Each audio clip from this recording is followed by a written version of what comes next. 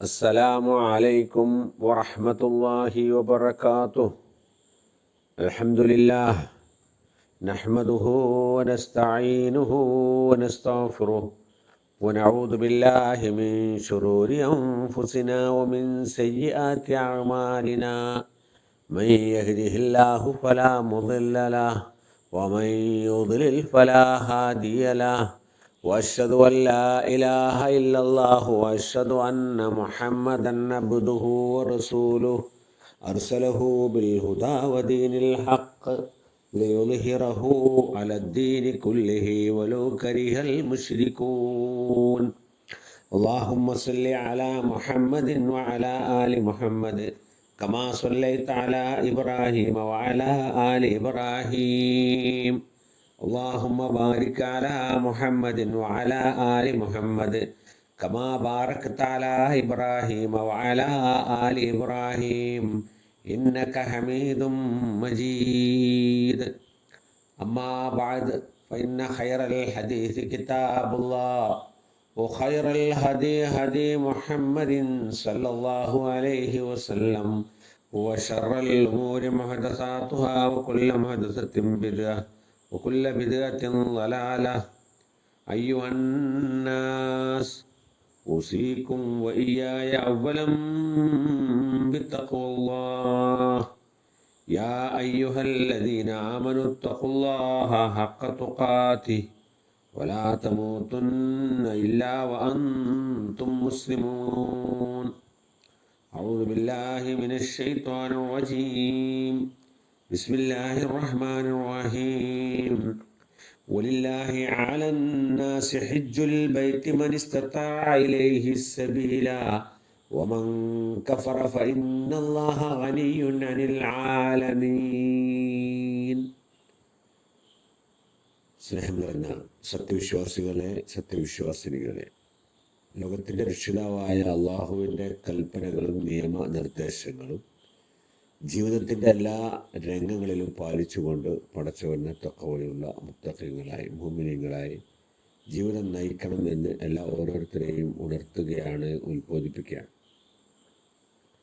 പരിശുദ്ധ ഹജ്ജിൻ്റെ മാസമായ ദുൽഖഅദ് മാസത്തിലാണ് നമ്മളുള്ളത്.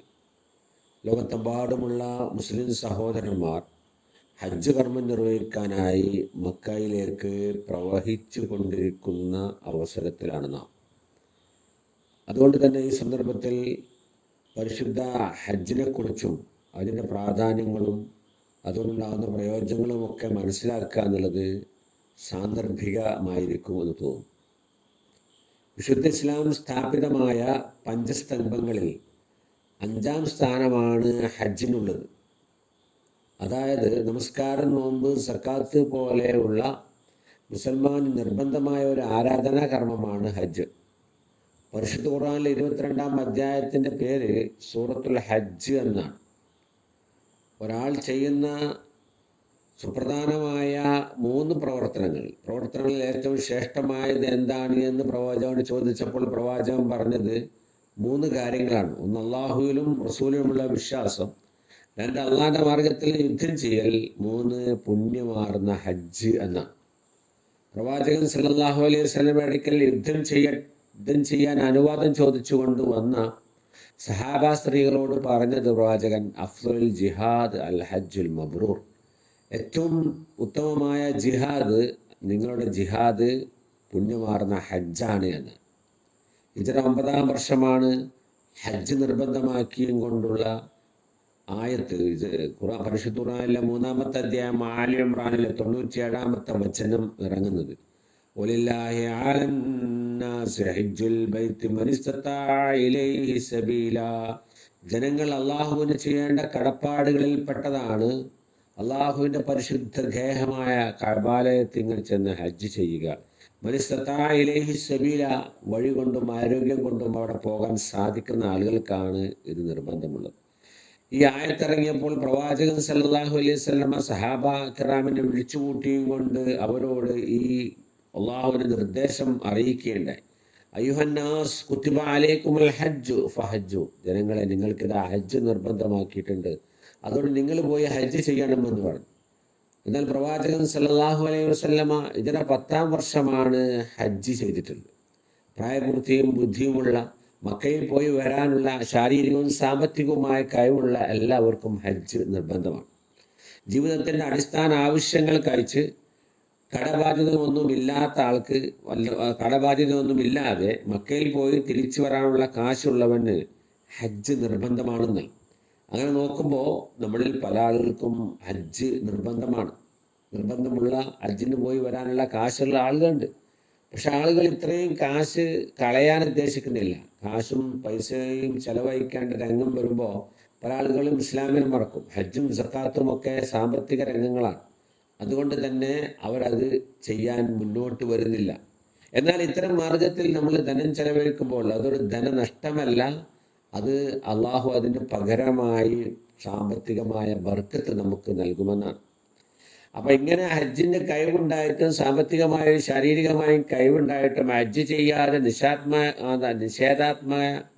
നിഷേധാത്മകമായ നയം സ്വീകരിക്കുന്ന ആളുകൾ അവർ വിശ്വാസികളല്ല എന്നാണ് പരിശുദ്ധ സൂറത്ത് നേരത്തെ ഓതി കൽപ്പിച്ച ആലി ഇമ്രാനിലെ 97-ാമത്തെ വചനത്തിൽ പറയുന്നത്, വമൻ കഫറ ഫഇന്നല്ലാഹ ഗനിയ്യുൻ അനിൽ ആലമീൻ. ആരെങ്കിലും നിഷേധം സ്വീകരിക്കുകയാണെങ്കിൽ അള്ളാഹു ഇത്തരം ആളുകളിൽ നിന്നും ഐശ്വര്യവാനാണ് എന്ന്. മഹാനായ 2-ാം ഖലീഫ ഉമറുൽ ഖത്താബ് റളിയല്ലാഹു അൻഹു ഹജ്ജ് ചെയ്യാൻ കഴിവുണ്ടായിട്ട് ഹജ്ജ് ചെയ്യാത്ത ആളുകൾക്ക് ഒരു നികുതി, ഒരു ഫൈൻ ഈടാക്കാൻ ആഗ്രഹിച്ചു എന്നാണ് ചരിത്രത്തിൽ നമ്മൾ കാണാൻ സാധിക്കുന്നത്. അതുകൊണ്ട് തന്നെ ഹജ്ജിൻ്റെ അവസരം ഒത്തു വന്നാൽ നമ്മളത് നീട്ടിവെക്കരുത്, പെട്ടെന്ന് തന്നെ അത് നടപ്പിൽ വരുത്തണം. കാരണം എന്താണ് ഭാവിയിൽ അവനുണ്ട്, ഇമാം അഹ്മദ് ഹദീസിൽ കാണാം, അവന് ഭാവിയിൽ എന്താണ് സംഭവിക്കാൻ പോകുന്നത്. ആരോഗ്യം ഇല്ലാതായ രോഗാവസ്ഥ, സമ്പത്തിന് നശിച്ചു പോകുന്നൊരവസ്ഥ, അല്ലെങ്കിൽ ഹജ്ജിന് പുതിയ പുതിയ നിയമങ്ങൾ വന്ന് നമുക്ക് ചെയ്യാൻ പറ്റാത്തൊരവസ്ഥ, ഇങ്ങനെയൊക്കെയുള്ള അവസ്ഥകളുണ്ടാവും. അതുകൊണ്ട് പെട്ടെന്ന് തന്നെ അവനവൻ്റെ സന്ദർഭം ഒത്തു വന്നാൽ അത് ഹജ്ജ് ചെയ്ത് അവൻ്റെ കടമയും കടപ്പാടും അവൻ തീർക്കണം എന്നാണ്. അപ്പോൾ പരിശുദ്ധ കഅബാലയം നമുക്കറിയാം. കഅബാലയത്തിന്റെ നിർമ്മാണം വളരെ പ്രയാസപ്പെട്ട് അള്ളാഹുവിൻ്റെ കൽപ്പന ശിരസ വഹിച്ചുകൊണ്ട് ഖലീലുല്ലാഹി ഇബ്രാഹിം അലൈഹിസ്സലാത്തു വസ്സലാം, മകൻ ഇസ്മായിൽ അലൈഹിസ്സലാം, ഇവരെല്ലാം കൂടി വളരെ പ്രയാസപ്പെട്ട് പണിതുയർത്തിയതാണ് പരിശുദ്ധമായ ആ ഗേഹത്തിങ്കൽ ചെന്ന് ആ ഗേഹം സന്ദർശിക്കുകയും പരിശുദ്ധമായ പ്രവാചകന്മാരുടെ പാദസ്പർശനമേറ്റ ആ പ്രദേശങ്ങൾ കാണുകയും സന്ദർശിക്കുകയും അവിടെയുള്ള പുണ്യം കരസ്ഥമാക്കുകയും ചെയ്യുക എന്നുള്ളത് ഏതൊരു മുസൽമാന്റെയും മനസ്സിലെ ആഗ്രഹമാണ്, അഭിലാഷമാണ്, അല്ലേ? കഅബാലയം നിർമ്മിച്ചതിന് ശേഷം അല്ലാഹു ഇബ്രാഹിം നബി അലൈഹി സ്വലാത്തു വസ്സലാമിയോട് കൽപ്പിക്കേണ്ടായി, വഅദ്ദിൻ ഫിന്നാസി ബിൽ ഹജ്ജ് യഅ്തൂക റിജാല, നീ ജനങ്ങളോട് ഹജ്ജിന് വരുവാൻ വേണ്ടി കൽപ്പിക്കണം. യഅ്തൂക റിജാല, അവർ നടന്നുകൊണ്ട് ഹജ്ജിന് വരും. വഅലാ കുല്ലി ളാമിരിൻ, മെലിഞ്ഞ ഒട്ടകപ്പുറത്തുകാരെയും കൊണ്ടും, യഅ്തീന മിൻ കുല്ലി ഫജ്ജിൻ അമീഖ്, വിദൂരമായ പ്രദേശങ്ങളിൽ നിന്ന് വഴികളും മലമ്പാതകളും താണ്ടിക്കൊണ്ട് അവർ വരുന്നതാണ്. ഇവിടെ നമ്മൾ ശ്രദ്ധിക്കണം, വഅദ്ദിൻ ഫിന്നാസി ബിൽ ഹജ്ജ്, ഹജ്ജിന് വരുവാൻ ജനങ്ങളോട് വിളംബരം നടത്തണമെന്നാണ് ഇബ്രാഹിം നബിയോട് അള്ളാഹുവിന്റെ കൽപ്പന. എന്നിട്ട് പറയുന്നത് യഅ്തൂക റിജാൽ, അവൾ നടന്നുകൊണ്ട് ഹജ്ജിന് വരും. ഇന്ന് നടന്ന് ഹജ്ജിന് പോകുന്ന ഒരു ട്രെൻഡ് കാണുന്നൊരു കാലഘട്ടത്തിലാണ് നമ്മൾ ഉള്ളത്. അപ്പം അതിനെക്കുറിച്ച് ഇസ്ലാമിൻ്റെ വിധി എന്താണ് എന്ന് ഉള്ള മറുപടി ഈ ആയത്തിലുണ്ട്. ഈ ആയത്തിൻ്റെ ആദ്യം തന്നെ യഅ്തൂക റിജാല, നടന്നുകൊണ്ട് അവർ ഹജ്ജിന് വരുമെന്ന്. അപ്പം നടന്നുകൊണ്ട് ഹജ്ജിന് പോവുക എന്നുള്ളത് ഒരു തെറ്റായിട്ട് കാണുന്നില്ല ഈ ആയത്തിൻ്റെ അടിസ്ഥാനത്തിൽ. പക്ഷെ പ്രവാചകൻ സല്ലല്ലാഹു അലൈഹി വസല്ലമ 2 വിഷയങ്ങൾ നൽകി. പ്രവാചകൻ ഒട്ടകപ്പുറത്താണ് ഹജ്ജ് ചെയ്തത്, ഒട്ടകപ്പുറത്ത് കയറിയും കൊണ്ടാണ് ഹജ്ജ് ചെയ്തത്, നടന്നുകൊണ്ടല്ല പ്രവാചകൻ ഹജ്ജ് ചെയ്തിട്ടുള്ളത്. അപ്പോൾ പണ്ഡിതന്മാർക്ക് ഈ വിഷയത്തിൽ അഭിപ്രായ വ്യത്യാസമുണ്ട്. ചില പണ്ഡിതന്മാർ പറയുന്നത് നടന്നു പോകുന്നതിനാണ് പുണ്യം, ചില ആളുകൾ പറയുന്നു അതല്ല, നബി ഒട്ടകപ്പുറത്ത് പോയതാണ്. ഏതാണ് അഫ്ളൽ എന്നുള്ളതിൽ അഭിപ്രായ വ്യത്യാസമുണ്ടെങ്കിലും നടന്നു പോവുക എന്നുള്ളത് ഒരു തെറ്റല്ല. പക്ഷെ പ്രവാചകന്റെ നിയമം മാ ഖുയ്യിർ റസൂലുള്ളാഹി സ്വല്ലല്ലാഹു അലൈഹി വസല്ലമ ബൈന അംറൈനി ഇല്ലാ അഖദ ഐസറുഹുമ, 2 കാര്യങ്ങൾക്കിടയിൽ പ്രവാചകന്റെ ചോയ്സ് തെരഞ്ഞെടുക്കാൻ നൽകിയാൽ നബി ഏറ്റവും അതിൽ എളുപ്പമുള്ളതാണ് തിരഞ്ഞെടുക്കുക. മാലം വെക്കും ഇസ്മൻ, അത് കുറ്റകരമല്ലെങ്കിൽ. ഇമാം ബുഖാരിയുടെ ഹദീസാണ്. അപ്പം നടന്നും ഹജ്ജിന് പോകാം, വാഹനപ്പുറത്തും ഹജ്ജിന് പോകാം എന്നുള്ളത് രണ്ട് വിഷയം വരുമ്പോൾ അതിൽ ഏറ്റവും എളുപ്പമുള്ളത് ഏതാണോ അത് വാഹനപ്പുറത്ത് പോകലാണ്. അപ്പോൾ പ്രവാചകൻ അതാണ് തെരഞ്ഞെടുത്തിട്ടുള്ളത്. അതാണ് പ്രവാചകന്റെ ചര്യയും ശൈലിയും എന്ന് നമ്മൾ മനസ്സിലാക്കുക സാന്ദർഭികമായി. അപ്പോൾ ഈ ഹജ്ജിനുള്ള ഇബ്രാഹിം നബിയുടെ വിളിക്ക് ഉത്തരം നൽകിയിട്ടാണ്, അതിന്റെ പ്രഖ്യാപനത്തിന് മറുപടി നൽകിയാണ് ഓരോ ഹാജും മക്കയിലേക്ക് വരുന്നത്. അവൻ വിളിക്കുന്ന ലബ്ബൈക്ക വിളിയിലുള്ള ലബ്ബൈക്കയുടെ തെൽബിയത്തിന്റെ വചനങ്ങളുടെ അർത്ഥം അതാണ്. ലബ്ബൈക്ക് അല്ലാഹുമ്മ ലബ്ബൈക്ക്, അള്ളാഹുവെ നീ ഇബ്രാഹിം നബിയോടിലൂടെ വിളിച്ച വിളിക്ക് ഞാൻ ഇതാ ഉത്തരം നൽകുന്നു. ലബ്ബൈക ലാ ശരീക ലക ലബ്ബൈക്, നിനക്ക് പങ്കുകാരില്ല എന്ന് ഞാനിതാ പ്രഖ്യാപിക്കുന്നു. വീണ്ടും നിന്റെ വിളിക്ക് ഞാൻ ഉത്തരം നൽകുന്നു. ഇന്നൽ ഹംദ വന്നിഅമത ലക, സർവ അനുഗ്രഹങ്ങളും സർവസ്തുതിയും നിനക്കാണ്. വൽ മുൽക, സർവാധികാരവും നിനക്കാണ്. ലാ ശരീക ലക എന്നുള്ള തെൽബിയത്ത് വിളികളിൽ തന്നെ ഇബ്രാഹിം നബി വിളിച്ച വിളിക്കുള്ള ഉത്തരമാണ്. അപ്പൊ ഹാജിമാര് അള്ളാഹുവിന്റെ അതിഥികളായിട്ടാണ് മക്കയിലേക്ക് വരുന്നത്. തികച്ചും ആത്മീയത ആഗ്രഹിച്ചുകൊണ്ടുള്ള റിഹില റഹ്മാനിയ, ഒരു അള്ളാഹുവിന്റെ അടുക്കലേക്കുള്ള ഒരു യാത്രയാണ് ഹജ്ജും ഉംറയും. ചരിത്രം ഉറങ്ങിക്കിടക്കുന്ന പുണ്യപ്രദേശങ്ങളിലേക്കുള്ള ആത്മീയ യാത്ര ഏതൊരു വിശ്വാസിയുടെയും മനം കുളിർപ്പിക്കുന്നതാണ്. അവന്റെ വിശ്വാസത്തിന് ഊർജം നൽകുന്നതാണ്. അവന്റെ ഈമാൻ വർദ്ധിപ്പിക്കുന്നതാണ്. അതുകൊണ്ട് തന്നെ ഏതൊരു മുസൽമാനും ഹജ്ജ് ചെയ്യണമെന്ന് അവന്റെ ഉള്ളിലുള്ള അടങ്ങാത്ത അഭിലാഷമാണ്. ഹജ്ജിന്റെ മഹത്തായ ലക്ഷ്യങ്ങളാണുള്ളത്. ഒന്ന്, മനുഷ്യന്റെ പാപങ്ങൾ പൊറുപ്പിക്കുക എന്നുള്ളതാണ്. പ്രാർത്ഥനയ്ക്ക് ഉത്തരം കിട്ടുന്ന ഒരുപാട് സ്ഥലങ്ങളുണ്ട് അവിടെ. ആ സ്ഥലങ്ങളിൽ പോയി തന്റെ ജീവിതത്തിൽ വന്നുപോയ പാപക്കറകൾ കഴുകിക്കളയുകയാണ് ഹജ്ജിന്റെ ഒന്നാമത്തെ ഉദ്ദേശ്യ ലക്ഷ്യം. രണ്ട്, അള്ളാഹുവിന്റെ നിയമങ്ങളെ നിരുപാധികം അനുസരിക്കുക. അത് നമ്മളെ ബുദ്ധിക്ക് യോജിക്കുന്നതാവട്ടെ യോജിക്കാത്തതാവട്ടെ, പടച്ചവൻ എന്ന് പറഞ്ഞോ അത് അനുസരിക്കാനുള്ള ഒരു മനോഭാവത്തിലേക്ക് മനുഷ്യനെ മാറ്റിയെടുക്കുന്നുണ്ട് ഹജ്ജ്. അല്ലെ, ഒരു സ്ഥലത്ത് പോയിട്ട് കല്ലെറിയണമെന്ന് പറയുന്നു, ഒരു സ്ഥലത്ത് 7 വട്ടം തവാഫ് ചെയ്യണമെന്ന് പറയുന്നു. അല്ലെ, സഫയുടെയും മറുവിന്റെയും ഇടയിൽ ഓടണം, ഇടയ്ക്ക് മെല്ലെ നടക്കണം, എനിക്ക് സ്പീഡിൽ നടക്കണം. ചില സ്ഥലത്ത് പോയിട്ട് രാത്രി കിടന്നുറങ്ങണം എന്ന് പറയുന്നു. അങ്ങനെയുള്ള ഒരുപാട് നിർദ്ദേശങ്ങളാണ് ഹജ്ജിൽ. നമ്മൾ യുക്തി മാത്രമല്ല അവിടെ. അപ്പൊ അവ എന്ത് പറഞ്ഞാലും ചോദ്യം ചെയ്യാതെ അനുസരിക്കുക എന്നുള്ള ഒരു കാര്യം കൂടി ഹജ്ജിലൂടെ മനുഷ്യൻ അള്ളാഹു പഠിപ്പിക്കുന്നുണ്ട്. മാത്രവുമല്ല മനുഷ്യനെ വിനയവും താഴ്മയും പഠിപ്പിക്കുന്നുണ്ട്. മനുഷ്യന്റെ മനസ്സിലെ അഹങ്കാരം ഇല്ലാതാക്കുന്നുണ്ട്. ഏത് രാജാവായാലും ശരി, ഏത് പണക്കാരനായാലും ശരി, അവൻ വന്നു കഴിഞ്ഞാൽ 2 വെള്ള തുണി മാത്രമേ അവന് അനുവദിക്കപ്പെട്ടുള്ളൂ. ഒരു തുണിയും ഒരു മേൽമുണ്ടുമാണ്. അല്ലെ, എല്ലാവർക്കും ഒരേ വസ്ത്രം, ഒരേ മുദ്രാവാക്യം, ഒരേ രൂപം, ഒരേ വേഷം, ഒരേ നിയ്യത്ത്. അങ്ങനെ മനുഷ്യനെ എല്ലാവരും ഒരേ രൂപത്തിലാക്കി മാറ്റുകയാണ്. ലക്ഷങ്ങളിൽ ഒരുവനായി മാറുമ്പോൾ അവിടെ പണക്കാരനോ പണിക്കാരനോ മുതലാളിയോ തൊഴിലാളിയോ ധനികനോ പാവപ്പെട്ടവനോ ഒക്കെ സമമാണ്. എല്ലാവരും വിനയവും താഴ്മയും പ്രകടിപ്പിച്ചുകൊണ്ട് അള്ളാഹുവിന്റെ മുമ്പിൽ അവൻ താഴ്മയോടെ പ്രാർത്ഥിക്കുകയാണ്, ദുആ ചെയ്യുകയാണ്. അപ്പൊ മനുഷ്യനെ ഈ അഹങ്കാരമില്ലാതാക്കാൻ പഠിപ്പിക്കുന്നുണ്ട് ഹജ്ജ്. അതോടൊപ്പം ക്ഷമ കൈകൊള്ളാൻ. അല്ലെ, ഒരുപാട് പ്രയാസങ്ങളും ബുദ്ധിമുട്ടുകളൊക്കെ ഉണ്ടായിട്ടും അതെല്ലാം ക്ഷമിച്ചുകൊണ്ട് സഹിച്ചുകൊണ്ടാണ് ഹജ്ജ് ചെയ്യുന്നത്.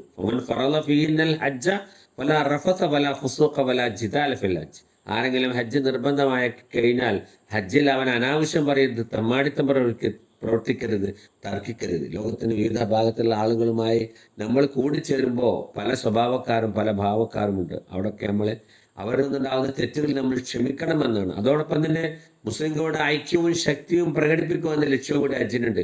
ലോക മുസ്ലിങ്ങൾ ഒന്നായി ഒരുമിച്ച് ചേർന്ന് അവരുടെ പ്രശ്നങ്ങൾ എന്താണെന്ന് പഠിക്കാനും പരിഹരിക്കാനും ഐക്യപ്പെടാനുമുള്ള ഒരവസരമാണ് മുസ്ലിങ്ങളുടെ ഹജ്ജ്. ലോകം മുസ്ലിങ്ങൾ ഒരു കുടുംബം എന്നുള്ള സന്ദേശമാണ് ഹജ്ജ് നൽകുന്നത്. ഇങ്ങനെയൊക്കെ ഹജ്ജ് ചെയ്യുമ്പോൾ അവന് വലിയ പ്രതിഫലമാണ് അള്ളാഹു വാഗ്ദാനം ചെയ്യുന്നത്. അവന്റെ വീട്ടിൽ നിന്നും അവൻ പുറപ്പെട്ട് തിരിച്ചെത്തുന്നത് വരെ അവന്റെ ഓരോ കാൽപ്പാടുകൾക്കും പ്രതിഫലമാണ്.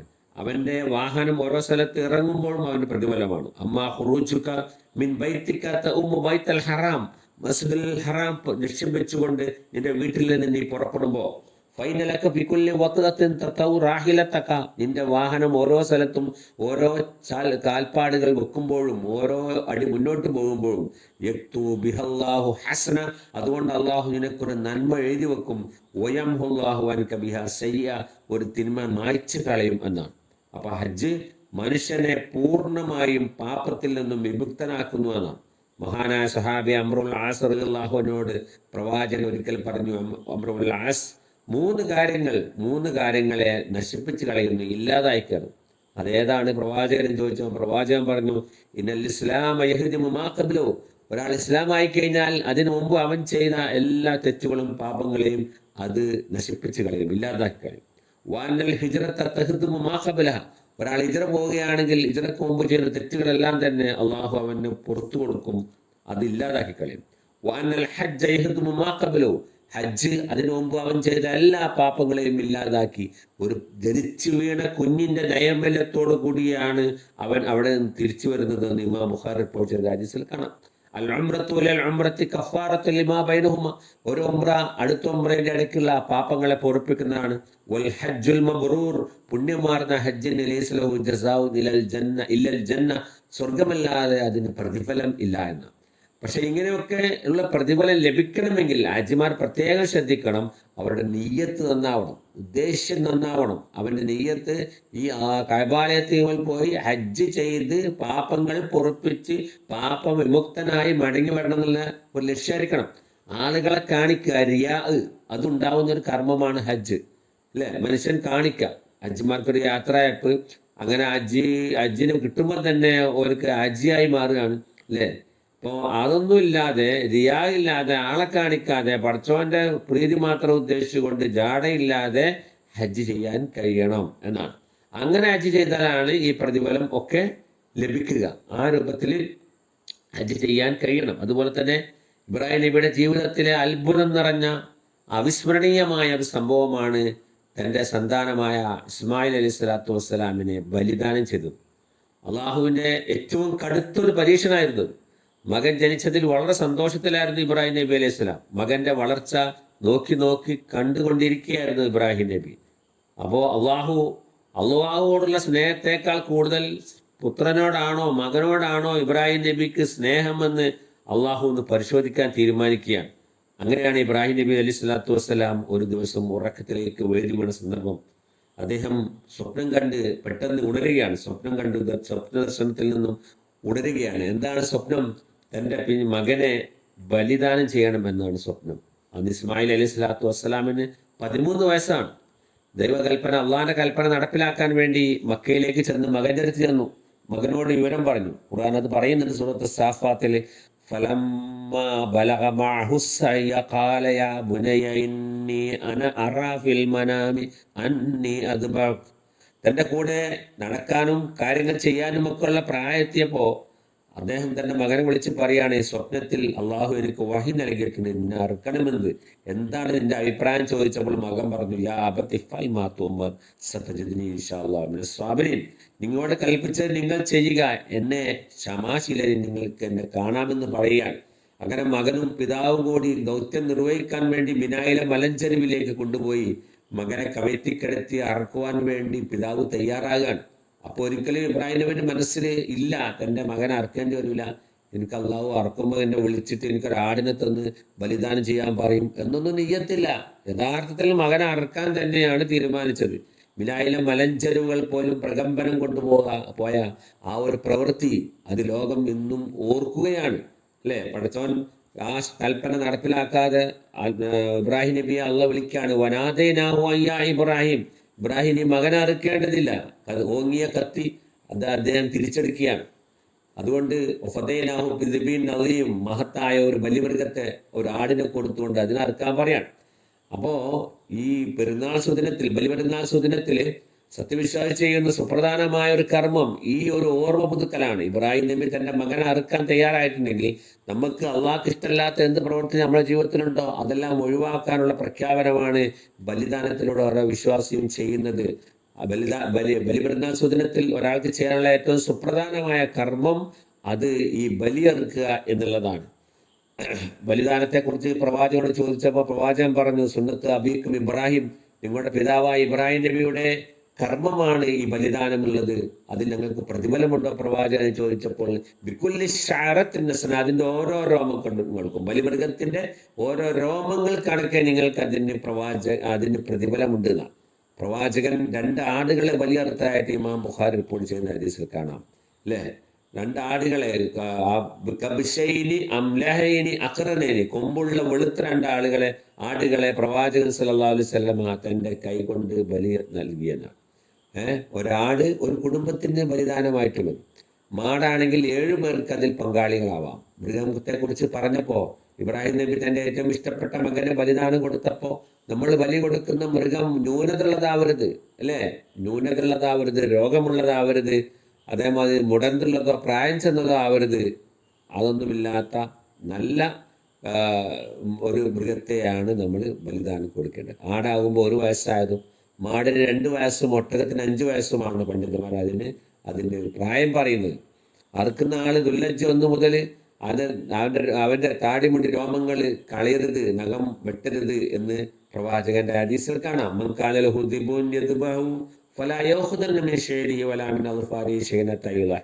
ആരെങ്കിലും ബലി അറുക്കുന്നുണ്ടെങ്കിൽ അവന്റെ മുടിയോ നഖമോ അവൻ ബലിദാനം നൽകുന്നത് വരെ അവൻ എടുക്കരുത് എന്നാണ്. പക്ഷെ ഇതിന് പണ്ഡിതന്മാർ പറയുന്നത് ഇത് വെറുക്കപ്പെട്ട കാര്യമാണെന്നാണ്. ആരെങ്കിലും അറിയാതെ അങ്ങനെ ചെയ്തു പോയി എന്ന് വെച്ച് ബലിദാനത്തിന്റെ കൂലി അവന് ഇല്ലാതാവുകയില്ല എന്ന്. അപ്പോൾ ഏറ്റവും സുപ്രധാനമായ ദിനങ്ങളാണ് നമുക്ക് വരുന്നത്. ദുൽഖഅദ മാസം, ദുൽഹജ്ജ് മാസത്തിന്റെ ആദ്യ ദിനങ്ങൾ വളരെ പ്രധാനപ്പെട്ട കർമ്മങ്ങൾക്ക് വളരെ പ്രതിഫലം ലഭിക്കുന്ന ദിനങ്ങളാണ്. അതുകൊണ്ട് തന്നെ ഈ നേരത്തെ നമ്മൾ സൂചിപ്പിച്ച മാതിരി ആത്മാർത്ഥമായി അള്ളാഹുവിന്റെ നിയമങ്ങൾ ജീവിതത്തിൽ പകർത്താൻ ഉതകുന്ന വിധത്തിൽ ഹജ്ജിന് പോകുന്ന ആളുകൾക്ക് സാധിക്കുമാറാവട്ടെ. ഹജ്ജിന് പോവാത്ത ആളുകൾക്ക്, ഹജ്ജ് ചെയ്യാത്ത ആളുകൾക്ക് അതിനുള്ള തൗഫീഖ് അള്ളാഹു നൽകുമാറാവട്ടെ. ഈ വിശുദ്ധമായ ദിവസങ്ങളുടെ പുണ്യങ്ങൾ കരസ്ഥമാക്കുവാനും അത് ജീവിതത്തിൽ പകർത്തുവാനും റബ്ബ് തആല നമുക്കെല്ലാവർക്കും തൗഫീഖ് നൽകി അനുഗ്രഹിക്കുമാറാവട്ടെ. ജീവിതത്തിൽ വന്നുപോയ തെറ്റുകളും കുറ്റങ്ങളും പടച്ചതമ്പുരാൻ നമുക്ക് വിട്ടുപുറത്ത് മാപ്പാക്കി തരുമാറാവട്ടെ.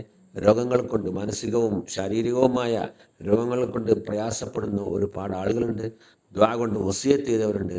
അവരുടെ രോഗങ്ങളെല്ലാം പടച്ചതമ്പുരാൻ ശിഫയാക്കി കൊടുക്കുമാറാവട്ടെ. അവർക്ക് അള്ളാഹു ആരോഗ്യം നൽകുമാറാവട്ടെ. ദീനിനു വേണ്ടി, പടച്ചവന് വേണ്ടി ഇബാദത്ത് ചെയ്യുവാൻ അള്ളാഹു അവർക്ക് ആയുസ് നൽകി അനുഗ്രഹിക്കുമാറാവട്ടെ. മരണപ്പെട്ടു പോയ ആളുകൾക്ക് അള്ളാഹു മഗ്ഫിറത്തും മർഹമത്തും പ്രദാനം ചെയ്യുമാറാവട്ടെ. അല്ലാഹുമ്മ ഗ്ഫിർ ലിൽ മുഅ്മിനീന വൽ മുഅ്മിനാത്ത് വൽ മുസ്ലിമീന വൽ മുസ്ലിമാത്ത് അൽ അഹ്യാഇ മിൻഹും വൽ അംവാത്ത് ഇന്നക മുജീബുദ് ദഅവാതി യാ ഖാദിയൽ ഹാജാത്ത്. اللهم أعز الإسلام والمسلمين وأذل الشرك والمشركين. اللهم أجرنا من النار، اللهم أجرنا من النار، اللهم أجرنا من النار.